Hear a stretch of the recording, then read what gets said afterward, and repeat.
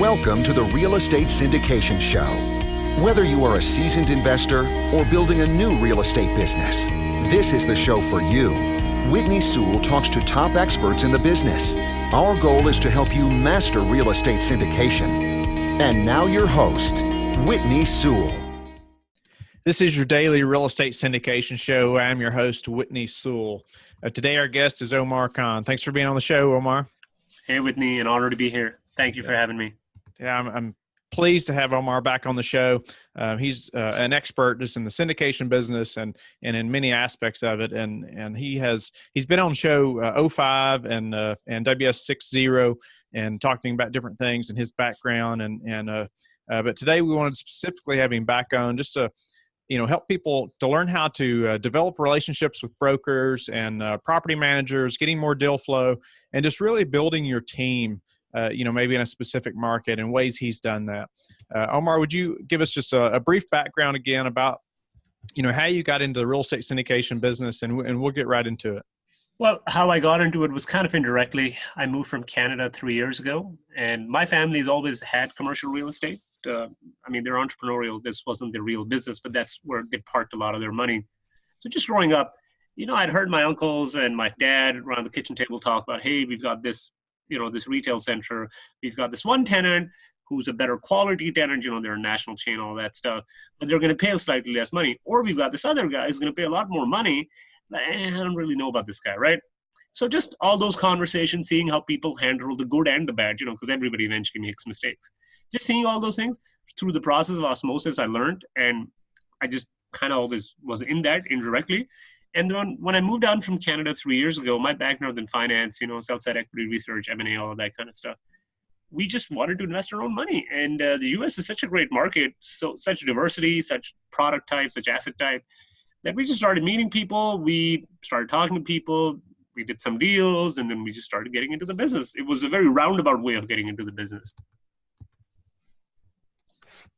Awesome. So, specifically on this show, like I said, we're going to get into developing the relationships in a market and who our team members need to be. And so, let's assume we've already picked our market and let's kind of go from there. What do we need to do? What do we need to do now to find our team members and how do we just nurture those relationships? Well, first of all, I'll give you my example. I think it's kind of this weird thing. You want to find teammates or partners, but you also don't want to be in a hurry to find partners. And it sounds counterintuitive. The reason is because if you're in a hurry to find partners, eventually what starts happening is this is my experience at least, that you start finding the wrong partners because you start compromising on either things that you're looking for or things that you want because you're just in a hurry. And I'm telling you, it doesn't seem like that at that time, but take the extra step, take a little longer, find the right partner, decide what you want. In my particular case, for instance, I wanted partners that were, say, better than me in respects. And so, for instance, certainly I'm a very quantitatively driven person. So I wanted partners who were better at marketing on the softer end of things, right? Number one. Number two, what I also wanted partners were partners who were strong. So when they had an opinion, they had a backbone. Because I'm a very sort of confident sort of a guy. So if I have an opinion, I'm not afraid of expressing it. But I always respect people who say, look, I don't agree with you. And well, my partner uses some other words now. I don't agree with you, but this is why I don't agree with you. And then they're willing to justify that decision, good or bad. Because what you don't want, at least in my experience, what you don't want is somebody to be an exact copy of you. Because then, why are you getting into a partnership, right? If you just wanted to be yourself. So in my particular case, look for partners who have opposite or complementary skills. So you can be the strength. You can complement their weakness, and they can complement your weakness. But they should be smart, guys, because everybody says, "Great, oh, I'm really hardworking." Guys, honestly, hard work and smarts, they're both overrated. Okay, if somebody doesn't have experience, if somebody doesn't have a track record, they're not willing to hustle. None of this other stuff matters. That's a great point.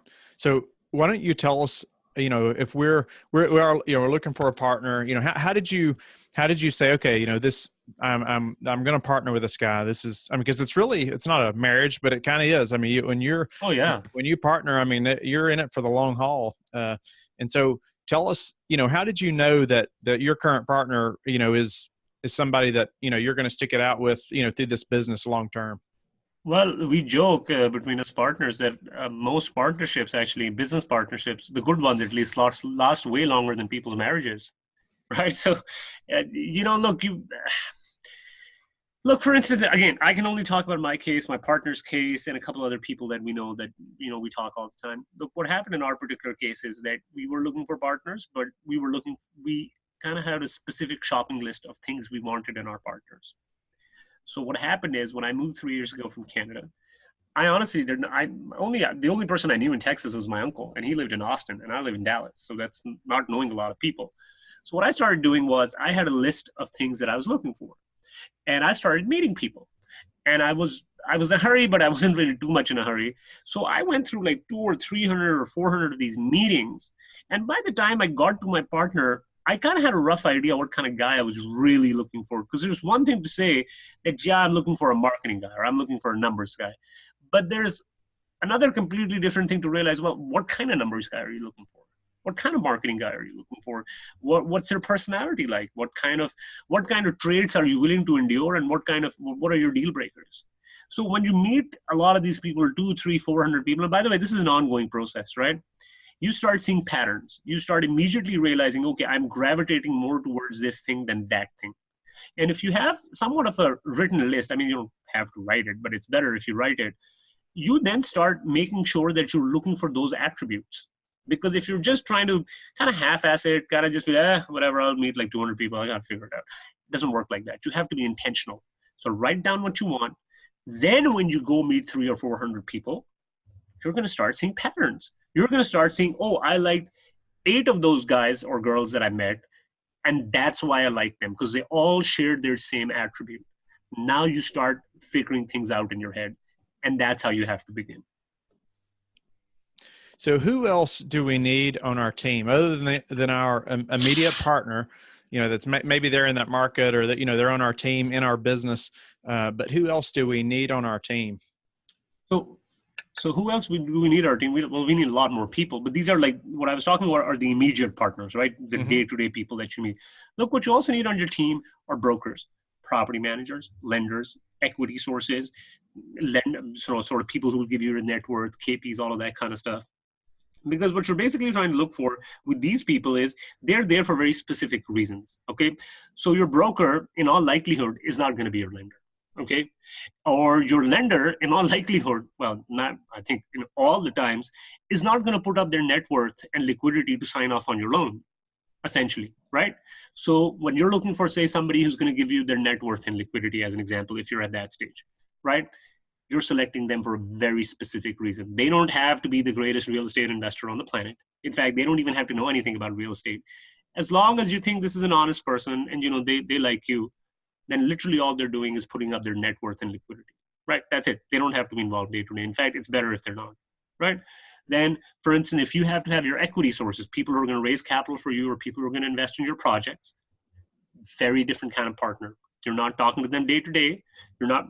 But you're also not talking to them at all, because you have to keep being on that little, hamster wheel where you're communicating, but you're striking a balance between, always communicating with them every day and annoying them, and never communicating with them, which is also very annoying, right? And then on the broker and property management side, what starts happening is that you have to kind of start assessing and seeing, and we talked in your earlier episode, how to develop credibility with brokers. That's essential, because it's a very small world in every submarket, and you'll start realizing that all the big brokers know all the big property managers and vice versa. So if you have a good broker, he can introduce you to a lot of property managers, and alternative is also the same. But when they're introducing you, it also depends how they introduce you, because everybody talks in this industry, guys. So when your property manager thinks you're a really smart person, when they introduce you to the broker, they are, in their private conversation, they're telling the broker, okay, these guys are the real deal. They're smart. They're going to move actively on deals. So don't waste your time. And now the broker is going to treat you very differently, right? So these are all small little partners, and we can go into details for each people. But the fact remains the same, that don't be so desperate to find a partner that you're going to jump into bed with the first person that you come across, but always do your homework. Know what you're looking for, so that when you do meet the right person, you can pounce on that opportunity. Some great advice. So tell us, we talked about how to develop a relationship with a broker a little bit in show WS60. But why don't you just briefly touch on that, and then we'll go into that property management relationship. So how to basically develop credibility with brokers, right? Right. Guys, you cannot over prepare for this. Okay. So how you develop credibility, you do your market research, you figure out what kind of assets are in the market, why are you attracted to the market, what are the big ticket items, what's your investment criteria, and you have to stick to that investment criteria. Then when you reach out to brokers, and mostly in most big markets, they're going to be the big 4 or 5, brokers, HFF, JLL, CBRE, Marcus and Millichap, Berkadia, ARA, right? You reach out to these brokers and you simply say, hey, person XYZ, we're expanding into your market. Here's our track record. Here's our investment criteria, and just have 2 or 3 or 4 points in that investment criteria. Here's our website. What's a good time for us to talk? That's it. You don't have to do anything more than that, guys. They will reach out to you, because immediately in your first email, you have done 2 or 3 things. You didn't write an essay. You weren't trying to qualify yourself saying, please, if you'd love to talk to me, I'd be really appreciative. No, you didn't do that, man. What you did is you said, look, man, I know what's going on. I know how the game is played. And this is what you got to do. That's great advice. I really like that. Just developing your credibility just by the way you speak and just the way you present yourself is a big deal. And so are you tired of answering emails from investors about when they'll receive their K-1s? Let the real estate CPA handle the accounting and taxes on your next syndication, and they'll file your tax returns by March 15th so you can get your K-1s to your investors by the individual filing deadline on April 15th. Not only will this reduce headaches, but it will help you retain investors over the long term by improving investor experience. The Real Estate CPA is now offering a special virtual workshop to the listeners of the Real Estate Syndication Show on how to answer tax-related questions from your investors. Learn more today by visiting therealestatecpa.com/syndication. Let's go into the property management side, though, like finding that property management team that we want to work with. How do we know and how do we find them? Well, it's a small world, man. So let's assume you know a few brokers, right? Just ask the brokers, hey, who do you think are good property managers in this market? And again, you have to stick to your investment criteria, right? This is what I say. It sounds really simple to write 3 or 4 points, but that actually might be one of the hardest things you have to do starting out, deciding what you want. Because there's so many things out there that honestly, you're going to go crazy if you try to analyze and look at every single deal that comes across your desk. So decide what your investment criteria is. Now, when you're talking to a broker and you've developed your credibility, you have a relationship, ask the person, hey, who do you recommend are some good property managers, right? Now, if you talk to, say, 5 brokers and they give you, say, 20 names, but 10 of them are common names or 5 of them are common names, well, now multiple people are referring the same people. So you discard everybody else, use those people that are common amongst all these 4, 5, 6 people, right? Now you start doing your interviews with them in a way. I mean, again, when you reach out to the broker, you kind of have to do the same thing that you did with the broker. You're like, look, we're in this market. Here's our track record. Here's our investment criteria. Here's our website. When do we talk? Literally, I mean, I'm literally telling you, just copy paste this entire thing. Don't try to over-engineer the problem, right? Now, once you do that, what are you going to do? Once you talk to the broker, you kind of explain, again, very simple terms. You're not trying to have like a long conversation with somebody, right? You can have that later, but don't do it right now, right? And what you're trying to do with all these brokers and everything is you're trying to figure out, what do they do? What are they looking for? What kind of stuff are they good at? What stuff are they bad at? Some questions you can ask them is, hey, how quickly do you close your books? Which basically means is that at the end of the month, once the month gets done, how quickly are they going to close their books and send you the financials? Now, I think a good time is anywhere between 1.5, maybe 2 weeks on the really, if you're stretching it. But if somebody tells you in this day and age, they're going to take 3 weeks to close their book, or 20 days, or well, heck, even 15 days, they're taking too long. Okay. So ask them. If they say 15 days, be like, okay, why does it take 15 days? Because you don't have to do these things by hand, right? I mean, everything's done on a computer. Why does it take that long? Now, they might have a very legitimately good reason. So you can say, okay, that's good. So you can say what we did in one of our deals. You can say, okay, so can you send me inter-month forecast? So what the guy can do is on the 15th of the month, let's assume another 15 days or less, or say on the 17th of the month, the guy can tell you, okay, compared to what's happened this month, I believe that in the next 10 or 15 days, this is how much business is going to happen, right? That gives you a rough idea. What it also does is develop your credibility, because now the property manager knows, okay, this guy kind of knows what he's talking about, right? Then you can also talk to them about policies and procedures. Most of the good property managers, as soon as you ask a question, 99% of the times they should be able to tell you, oh yeah, that's in our policy manual. Because honestly, guys, again, we're not trying to create the next Facebook here, okay? Most of these things have been done before. The good property managers, they go by a manual, they go by process. They already have these things mapped out. The other big reason why they have these things mapped out is that in case somebody sues them, well, they can point to their manual and say, look, we never did that. We never discriminated. We never did this. So that's why these things need to exist. And then you can ask them small questions, what happens if we terminate our relationship? How will you transfer all of our property information to the next property manager, right? That's a pretty good question to ask, right? Because you might not like what this person's doing. Kind of try to understand that, right? Try to understand what is this guy's experience. Get some referrals. I'll give you an example just because of our network. When we were looking for some property managers into Tampa area, I just saw some people's logos, and these people I knew, well, 3 people I knew, and 2 people I know that some other people in my network knew of these investors. So what I did is instead of asking the property manager, I literally picked up the phone, called the 3 people I knew, reached out to my contacts and say, hey, can you ask these other folks? I just want to talk about this property manager.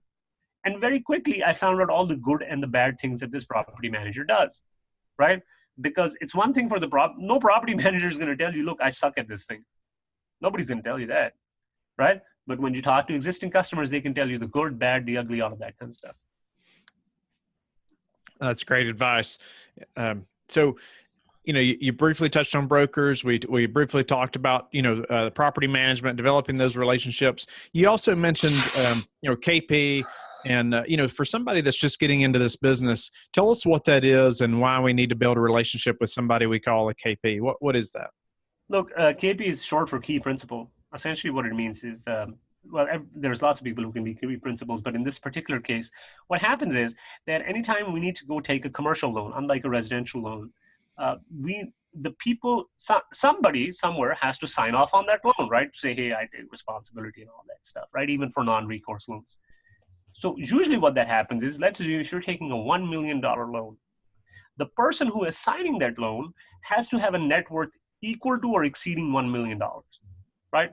So a lot of times when people are starting out, and let's assume they're doing a $20 million deal and the loan is, say, $15 million. I just made up a number, right? Well, heck, you might not have $15 million lying around, right? But you have a good deal, you've got a good track record, all that stuff. So then you'll partner with people whose net worth is at $15 million or exceeds $15 million. And they will sign off on the loan in exchange for getting a cut of the deal. So why do you want to develop that relationship? Well, first of all, you want loans. Unless look, man, you have a fountain of cash lying around, you're going to have people sign off on the loan, if that's not you yourself, right? Number one. Number two, why you also want to develop a relationship is, guys, look, rich people know other rich people, right? That's the story of the world. So if somebody's got $15, $20 million net worth, you know what? It turns out most of his friends or her friends, they probably kind of have the same amount of money. So if they sign off on your deal, they can introduce you to more equity partners. And what do you think happens when you meet more equity partners? More people want to invest in your deals. What do you think happens then? You do more deals. What do you think happens then? You become a rich person. Rich people know more rich people. That's a good point. Yeah. I mean, you tell me, how many poor people does Bill Gates know? Yeah. So that KP, they're going to get a part of the deal, and then obviously, you're going to keep developing that relationship. But how would I meet somebody like that? If they have a $20 million net worth, and obviously, I'm not socializing with them every day, because I don't have the $20 million net worth like you're talking about, and yeah. So, how do I find that person? That's a good question. Number one, like I said, with the property managers and brokers and all this stuff, guys, referrals. It's really shocking to me. This is, by the way, this is what I love about the US, okay? I'm not American. I freaking love this about America, okay? That people are so apt to look, I'll give you an example, okay? So I was hearing a podcast once, and this lady, she's basically a tech person, and one of her mandates was to develop Silicon Valley type models around the world. right? That's what she wanted to do. I think she was Israeli. Israel has a fantastic tech scene, right? But they wanted to replicate it around the world. She went to Chile, Mexico, all of that sort of stuff, right? So what had happened is they kind of had some good success in Chile. But she said that in the mid-90s, the Mexican government called me and said, look, we've been trying to set up a Silicon Valley type model, and nothing seems to be working. It just doesn't seem to work.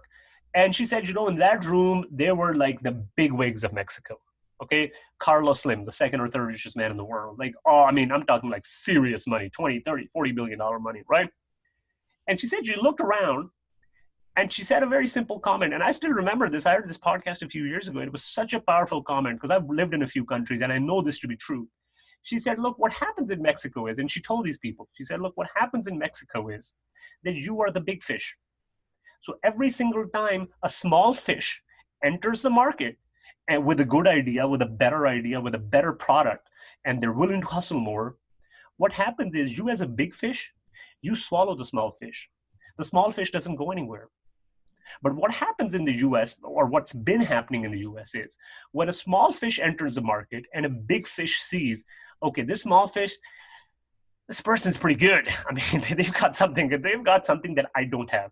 9 times out of 10, what the big fish does is, instead of eating the small fish, what it goes to do with the small fish, it says, look, I'm going to support you, but in exchange, I want a percentage of the business. And that's good for both the big fish and the small fish. Why? Because now the big fish makes more money without necessarily doing anything, right? I mean, they just kind of support this person. Why is it good for the small fish? Because look, the small fish can certainly now latch onto the big fish, use their balance sheet, but because they're small, they're more nimble, they're hungry, they get to do more stuff faster, okay? And this is what exactly happens in the US, guys. I'm telling you. I know this because I've lived in a few countries. This country is very different. So when you actually go and meet people, when you talk to them and you're open and honest, look, you've done your research. You're not some Joe Blow off the street, right? You've done your research. You've done the hard work. You start networking. When you start developing credibility with brokers, when you start developing credibility with property managers, with investors, you've got to go out and meet people, right? At conferences, we met at the national conference, right? People start talking to you. People start talking about you. People start reaching out to you. You have to actively also have to do this thing. And you can straight up just say, hey, man, looking for a KP. Can you help me out? And I'm telling you guys, if you've done it the right way, and if somebody has the money, they want to help you out because it's a win-win for them. Their money is not doing anything for them. Okay? And literally all they have to do is, they don't even have to give you money. They're just literally saying, I am worth an X amount of money. That's it. Okay. And in exchange for that, they get whatever, 5, 10, 15, 20% of your deal. Now, if you think about it, they just made money at their house not doing anything. Right? So there you go. It sounds hard. It sounds daunting, but it's not that hard. I like the mentality too of, being able to be part of the deal but without them, we couldn't make the deal happen. And so everybody benefits. We gain experience and a track record and all those things to help further our business instead of just the big fish swallowing the small fish. Oh yeah. But look, think about it. It's a win-win situation for everybody, right? Look, if you're starting out, or if you're the small fish or the smaller fish, you're just more hungry. That's just the way it is. You're just going to outwork people because you don't have the luxury of just sitting on your laurels. So you also mentioned equity sources, and also for that person that's just getting in the business, would you elaborate on kind of what that is and why we need those, those people? Well, it always helps to be born into a rich family. So, that doesn't hurt. So if you have that, well, you're well on your way, or having a rich uncle or some version of that. But if you don't have that, why it helps is very simple. Unless you have a bag of cash lying around waiting to be invested into commercial real estate, probably what's going to happen is that you're going to have to go find people who are going to want to invest in your business in some shape or form, right? And they're going to want a return for their money. So if you don't go out and network, you don't go out and meet people, well, what would happen even if you developed your credibility with all the brokers, all the KPs, all the PMs, you find the right deal, but if you don't have the money, what do you think is going to happen? Nobody's just going to give you a freebie. Right? Nobody's going to be like, you seem like a nice guy. Here's $20 million. Right? Nobody's going to do that for you. So this is why you have to go meet people. And like I said, guys, like the thing with the KPs, when you say meet an accredited investor, right? Well, there's a good chance that they know other accredited investors. So, and a lot of times, if they like you, they will do the advertising for you. So when you meet one person, you do a good job with one person, they will open the doors and you can now meet 3 people. And they will open the doors and you can meet 9 people, and so on and so forth. But you still have to go out there and meet people. And a lot of times what will happen is you'll have 10 meetings that go nowhere. And the 11th meeting, which you were, should I go? Should I not go? Okay, whatever. Right? Well, that turns out to be the best meeting of your month. So you never know which person is going to have money, which person is going to invest with you, or all of that jazz. But you got to go keep talking to people, man. So when you say invest with you, the equity sources, I mean, these are the investors. These are the people that are going to either invest personally as a limited partner in your deal, or they're going to know people that want to invest, correct? And so you're going to, what I've learned is that you can't judge a book by its cover, right? 100%. Yeah, and you just never know, who that person is going to be, or who this person knows, and or maybe the value you can add to them, and so I've learned that just time and time again. Man, I've learned this the hard way so many times that a lot of people that I knew, I was like, okay, this guy's a slam dunk. He's going to give me the money. He's being like, this person, he said he's going to do it. He's going to do it. Turns out whenever I have a deal, this person apparently magically either has no money, cannot invest, or blah, blah, blah, blah, blah. And the guy I never thought, or the girl I never thought would invest with me for whatever reason, right? Or didn't have money, but whatever. Well, it turns out they have like 5 times the money as the other person. And they want to invest with you also. So you never know. You're 100% right. I mean, I've met people for coffee. And I was like, okay, I mean, that's good. We had a good conversation. Okay, let's stay in touch. And it turns out that one conversation yielded like 5 investments that I would never even in my wildest dreams have imagined would come from that person. I agree completely. I've found that, the person that I really didn't expect to hear anything from will call me the last minute right before the deal's funded and say, we want to be a part of this. And, and all won't the have, time. Yeah, and won't have 2 questions about it. They seen the information we sent out and they're like, okay, we want in, and I didn't even see it coming. Where the other ones I may talk to for months, and they're like, yeah, as soon as you have this kind of deal, I want in, and then I present that kind of deal, I call and tell them, and then, you never hear from them. So, and it happens all the time. By every single deal, this exact same thing happens all the time. So, I really appreciate Omar, you laying out, just the brokers, the property management, the KP, equity sources, why we need them, how we find them, and but tell our listeners a little more about how they can get in touch with you and learn more about your business, and then also tell us about this analyzing software that you've got going. Okay, well, thanks for that plug. Actually, I appreciate that. What happened with this analyzing software is, guys, with my background in finance, I have some partners who got similar backgrounds and some other backgrounds as well. What we were consistently seeing in the market was that a lot of folks were having really difficulties in analyzing their deals.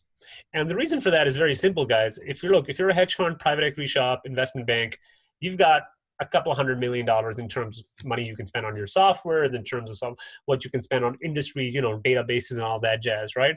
But the average investor, guys like you and me, well, we don't have $20 million lying around just to spend on this stuff.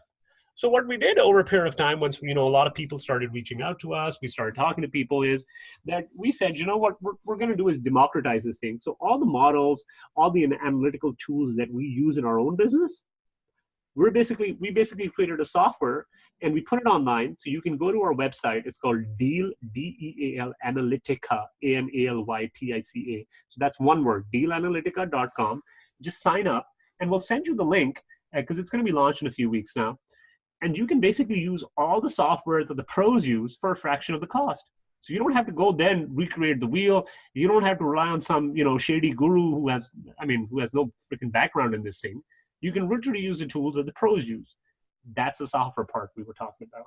Because this is a very specialized field, right? And for our own stuff, you can reach us at Boardwalk Wealth, BOARD walkwealth.com. You can sign up on our homepage, which basically will give you access to all our deals, all of the news we share, all the new cool things we've discovered.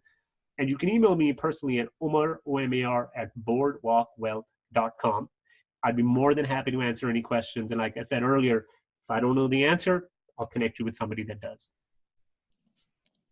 That's awesome. Omar, you're always a great guest. I really appreciate your time, and I hope the listeners will connect with you, and I hope hope the listeners will get on the Facebook group and we'll ask Omar questions, and that way we can all learn about this business and improve our businesses together and network that way. And we will talk to each of you tomorrow. Perfect. Looking forward to it. Thank you for listening to the Real Estate Syndication Show, brought to you by LifeBridge Capital. LifeBridge Capital works with investors nationwide to invest in real estate, while also donating 50% of its profits to assist parents who are committing to adoption. LifeBridge Capital, making a difference, one investor and one child at a time. Connect online at www.lifebridgecapital.com for free material and videos to further your success.